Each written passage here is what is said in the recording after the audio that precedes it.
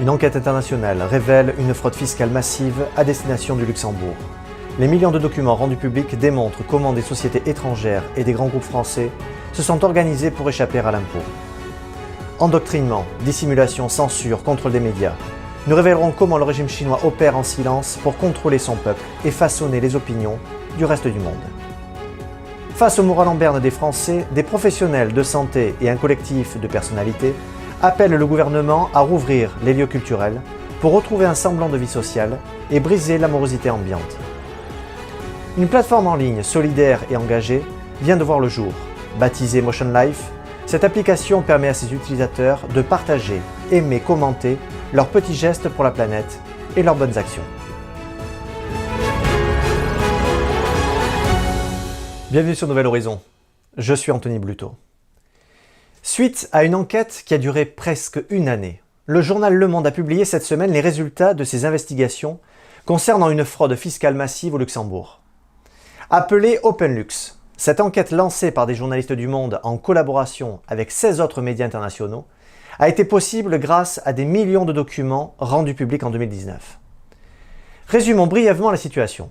Depuis 2010, le Luxembourg a attiré des milliers d'entreprises et célébrités venues profiter d'un régime fiscal très avantageux pour les revenus relevant de la création intellectuelle.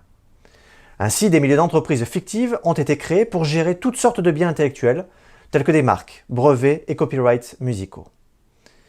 Le taux d'imposition de 6%, soit moitié moins qu'en France, est la principale raison de cet afflux. On peut notamment citer Amazon, Pepsi ou Ikea, parmi ces entreprises voulant bénéficier d'une optimisation fiscale. En 2015, l'OCDE a finalement contraint le Luxembourg à changer leurs conditions d'éligibilité. Décision qui a permis dès 2017 de réduire drastiquement le montant total des actifs immatériels des 70 000 sociétés examinées par les journalistes du Monde. Cette histoire ne s'arrête pas là. L'enquête OpenLux a trouvé l'existence de 55 000 sociétés offshore, gérant des actifs dont la valeur a atteint au moins 6 500 milliards d'euros. Oui, vous avez bien entendu. L'enquête révèle que près de la moitié des entreprises commerciales enregistrées au Luxembourg sont des sociétés fantômes ou holdings, totalisant pas moins de 6 500 milliards d'euros d'actifs. Un autre chiffre, tout aussi étonnant, est que près de 90% de ces sociétés sont contrôlées par des non-luxembourgeois. Malgré ces révélations incroyables, Le Monde précise tout de même que les sommes annoncées sont une estimation prudente et à minima, d'un tout dont nous ignorons la structure. La liste de plus de 60 000 bénéficiaires identifiés par OpenLux nous révèle que le Grand-Duché a attiré au moins 279 des plus riches milliardaires mondiaux répertoriés par le magazine Forbes. Sans oublier les 37 des 50 familles françaises les plus fortunées, incluant les Guérand Hermès ou encore Bernard Arnault, président du groupe de luxe LVMH. En 2014, l'enquête LuxLeaks avait pourtant contraint le Luxembourg à renoncer à ces arrangements ultra avantageux consentis aux grandes multinationales. Le pays reste tout de même fiscalement très avantageux pour les entreprises et les riches particuliers, ouvrant la voie dans certains cas à des abus et possiblement à des fraudes. Mais d'où viennent ces grandes fortunes en recherche de conditions fiscales avantageuses et de discrétion? D'un peu partout à vrai dire. Mais ceux qui détiennent la première place sont les Français. En effet, près de 15 000 Français possèdent des holdings luxembourgeoises, totalisant au moins 100 milliards d'euros d'actifs, soit 4% du PIB français. Selon les données d'OpenLux, plus de 15 milliards d'euros de profits jamais redistribués aux actionnaires étaient accumulés fin 2019. Et ce, dans des sociétés luxembourgeoises appartenant à des ressortissants français. Si ce montant devait être rapatrié en France et soumis à la taxe sur les revenus du capital, près de 5 milliards d'euros pourraient ainsi rentrer dans les caisses de l'État. Malgré la limitation des avantages accordés aux multinationales, le Grand-Duché semble donc toujours attrayant, notamment pour de grands groupes français du CAC 40. Toujours selon l'enquête du Monde, les 3/4 des groupes français cotés à la bourse française sont présents au Luxembourg à travers près de 170 filiales. Au vu de tous ces chiffres, plus impressionnants les uns que les autres, vous demandez peut-être ce que font les autorités pour freiner ce déplacement fiscal. Dans l'article du Monde, un magistrat financier anonyme révèle qu'il y a beaucoup d'enjeux, y compris politiques, autour du contrôle fiscal des grands groupes. L'administration fiscale est beaucoup plus prudente envers les entreprises qu'à l'égard des particuliers. Le fisc français essaie pourtant, tant bien que mal, de rattraper certains de ces éventuels fraudeurs, ce qui pourrait, en ces temps de crise, renflouer les caisses de l'État. Vous l'aurez compris, la fraude fiscale est encore bien présente, et ce même au cœur de l'Europe. Malgré certaines avancées pour tenter de contrecarrer ces montages financiers opaques, il semblerait que ces mesures ne soient pas suffisantes. La veille de la sortie de l'enquête du Monde, le gouvernement luxembourgeois a publié une déclaration sur les récents articles de presse publiés sur le Luxembourg. Peut-être est-ce une tentative désespérée de sauver la face. Tentative qui semble refléter l'inquiétude du Grand-Duché de voir ses dissimulations révélées au grand jour.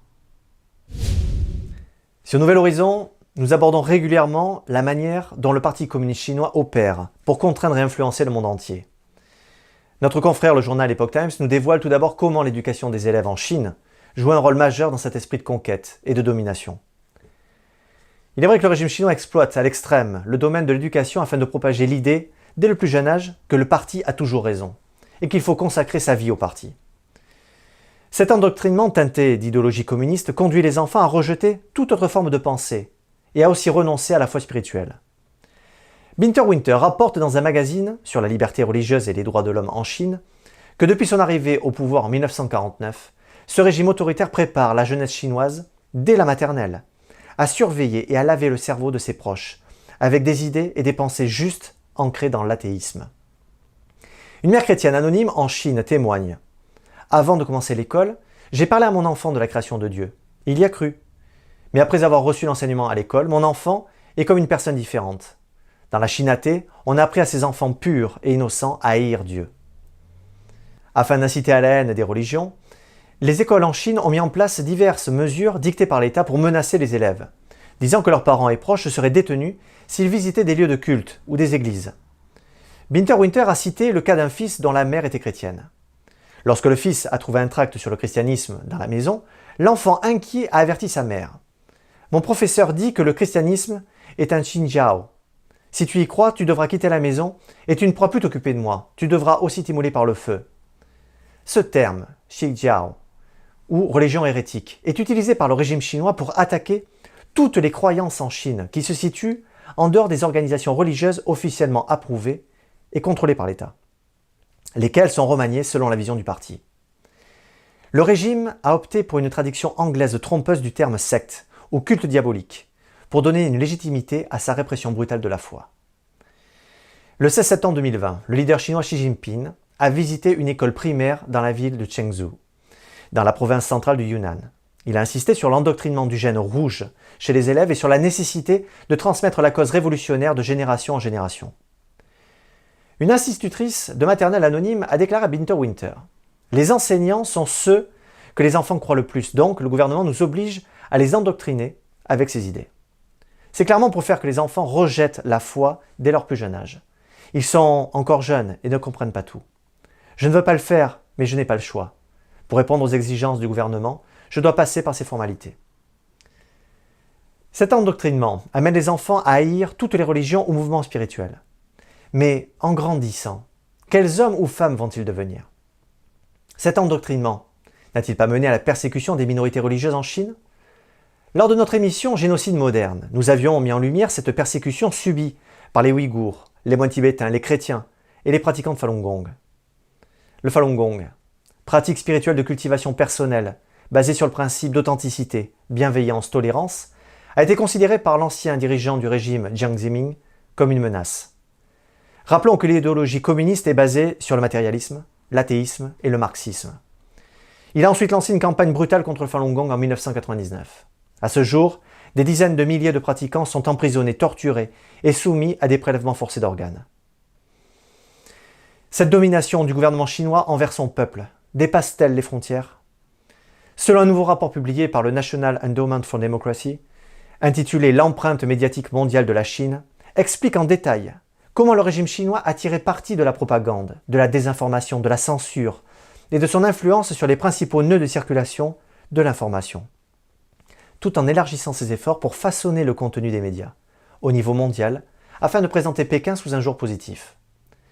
Sarah Cook, auteure du rapport et directrice de recherche pour la Chine, Hong Kong et Taïwan, au sein du groupe de défense des droits de l'homme Freedom House, a déclaré « Leur pouvoir tranchant sape souvent les normes démocratiques, érode la souveraineté nationale, affaiblit la viabilité financière des médias indépendants et viole les lois locales. Aucun pays n'est à l'abri, les cibles comprennent les États pauvres et institutionnellement fragiles ainsi que les pouvoirs démocratiques riches. Une enquête de la Fédération internationale des journalistes, basée à Bruxelles, et publiée en juin dernier, a révélé que 2/3 de ses membres pensent que la Chine est en train de créer une présence visible dans leurs médias nationaux. À la lueur de ces faits, nous comprenons comment le Parti communiste chinois arrive à imposer son idéologie de manière brutale à son peuple, et comment le régime use des médias internationaux pour s'immiscer dans nos vies et véhiculer de manière insidieuse ses idées et façonner notre manière de penser. Mais en avons-nous seulement conscience? Les Français n'ont plus le moral, et leur santé mentale se dégrade. L'une des causes est la perte d'une série de libertés fondamentales, comme la liberté de création artistique, la liberté d'accès aux œuvres culturelles. Nos musées et lieux culturels, fermés depuis le 24 décembre dernier, suite à la décision du Conseil d'État, alimentent un débat virulent au sein de la société. Sortir voir des expositions qui se déroulent dans des galeries d'art, les seules actuellement autorisées à accueillir du public, n'est pas la panacée. Le professeur Éric Combes, chef du service des maladies infectieuses et tropicales à l'hôpital de la Pitié-Salpêtrière à Paris, affirme que rester confiné chez soi n'est pas la meilleure solution, car on se transforme en zombie, sans culture, sans loisirs, sans sport, autre que ce qu'on a chez soi.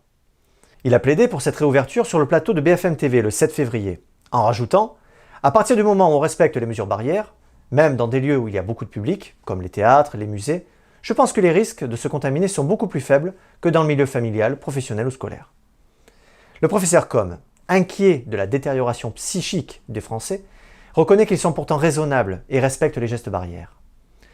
Il pointe une certaine incohérence entre la situation rencontrée sur les réseaux de transport en commun, affectés par des incidents, et le fait de ne pas permettre à quelques milliers de personnes d'assister à un concert dans des stades. Un collectif de personnalités, qui s'était créé le 29 janvier, avait déjà réclamé la réouverture immédiate des musées sur le territoire français. Parmi ces personnalités, Carla Bruni-Sarkozy, Luc Ferry, Patrick Poivre d'Arvor, souhaitent que l'on mette fin à ce statu quo mortifère qui attaque de façon insidieuse notre santé mentale. La Belgique, l'Espagne et l'Italie, dans certaines régions, et le Luxembourg avaient déjà commencé à rouvrir leurs musées. Après 3 mois de fermeture, l'Italie a réouvert l'accès aux musées depuis le 1er février. L'Espagne avait rendu possible la visite des musées dès juin 2020, principalement dans la région de Madrid. Une aubaine pour de nombreux touristes français à la recherche d'une pause culturelle salutaire. Dernièrement, le Danemark a choisi une autre voie. Le pays envisage de lancer un passeport vert numérique qui permettra à ses citoyens vaccinés d'aller au restaurant ou à un concert pour un retour plus rapide à une vie soi-disant normale. En France, François Bayrou, haut-commissaire au plan et maire de Pau, a milité lors du grand jury RTL de Figaro le 7 février pour une réouverture des musées avec toute la prudence nécessaire. Roselyne Bachelot, ministre de la Culture, a pour sa part déclaré le 8 février sur BFM TV que les musées et les monuments seraient les premiers à ouvrir, quand nous aurons une décrue bien sûr de l'épidémie du Covid-19. Une réouverture rapide reste cependant incertaine, car pour la ministre, un musée, ça ne s'ouvre pas comme on allume la lumière dans une pièce. Sans fixer de calendrier précis, elle considère qu'il pourrait à tout moment être remis en cause par la situation sanitaire extrêmement instable. Les musées, monuments publics et privés se disent disposés à durcir la sécurité et les jauges pour pouvoir réouvrir dès que possible. Roselyne Bachelot constate que les professionnels ont fait preuve d'une très grande ouverture à passer de la jauge de 4 mètres carrés au premier confinement à une jauge de 10 mètres carrés. Le maire RN de Perpignan, Louis Alliot, sans feu vert ministériel, a réouvert le 9 février 4 musées municipaux gratuitement, malgré l'opposition de la préfecture qui a saisi la justice. Le maire a affirmé à l'AFP que la culture est essentielle à la vie des Perpignanais, comme pour tous les Français. Il est grand temps de rouvrir les lieux culturels. Certains le disent, nous le faisons. La réouverture tant attendue des lieux culturels est un enjeu politique. De premier plan est le difficile arbitrage entre impératifs sanitaires et maintien du mode de vie des Français doit faire preuve de souplesse. Le changement caractérise la nature même de l'homme. La jeunesse, quant à elle, est la première à réclamer des changements profonds de la société. Aujourd'hui, elle s'implique, agit, améliore, s'engage dans de nombreux domaines comme l'environnement, le recyclage et l'entraide. C'est sur ces valeurs partagées qu'un jeune informaticien de 32 ans, Laurent Gonzalez, a lancé en octobre 2020 l'application Motion Life. Cet outil permet à ses utilisateurs de partager, aimer, commenter leurs petits gestes pour la planète et leurs bonnes actions. L'application, qui a nécessité 3 ans de développement par son créateur, incarne l'idée que la vie est un mouvement. On peut changer les choses à sa mesure petit à petit. C'est un moyen de lutter contre le fatalisme. Nul besoin de partir à l'autre bout de la terre. Le simple fait de construire dans son jardin une mangeoire à graines pour que les oiseaux puissent passer l'hiver, réjouira les utilisateurs de Motion Life. Le nouveau réseau social a pour objectif d'inciter les internautes à créer des actions solidaires et écologiques. Laurent Gonzalez nous précise que l'idée est le partage et la création de contenus pertinents, utiles pour soi et pour les autres, tout en restant divertissant. Et il ajoute « Je veux donner aux gens les moyens d'agir facilement et de manière ludique, leur donner un pouvoir d'action s'ils cherchent à changer les choses. » Collecte de déchets, dons de vêtements, participation à des cagnottes solidaires, recettes véganes, conseils de jardinage. Chacun pourra, après avoir téléchargé l'application gratuitement sur son smartphone, trouver des actions à effectuer, retrouver les initiatives et réalisations de ses abonnements favoris. L'application propose déjà 150 actions à accomplir. Le nombre devrait augmenter pour peu que les personnes désireuses de passer à l'action soient de plus en plus nombreuses. Petit côté ludique et sympathique de Motion Life, l'utilisateur peut lancer un défi à d'autres membres. Par exemple, sur une problématique donnée, la communauté s'implique afin de lui apporter des réponses aux questions. Il peut également créer des événements de groupe originaux et organiser efficacement des initiatives sociales, écologiques qui lui correspondent. En fonction de son niveau et de son expérience, il pourra ainsi gagner des points. Son créateur pense déjà à de prochaines évolutions de son application avec des options premium qui pourraient voir le jour avec des fonctions avancées. Construire ensemble un nouveau monde plus résilient avec des partenaires engagés dans la protection de l'environnement, c'est le prochain défi de Motion Life. L'appel est lancé. Si vous souhaitez recevoir l'ensemble de nos informations, je vous invite dès à présent à vous abonner à notre newsletter. Sachez que nous sommes aussi présents sur la plateforme YouMaker. Merci d'avoir suivi Nouvel Horizon. Prenez soin de vous et restez libres.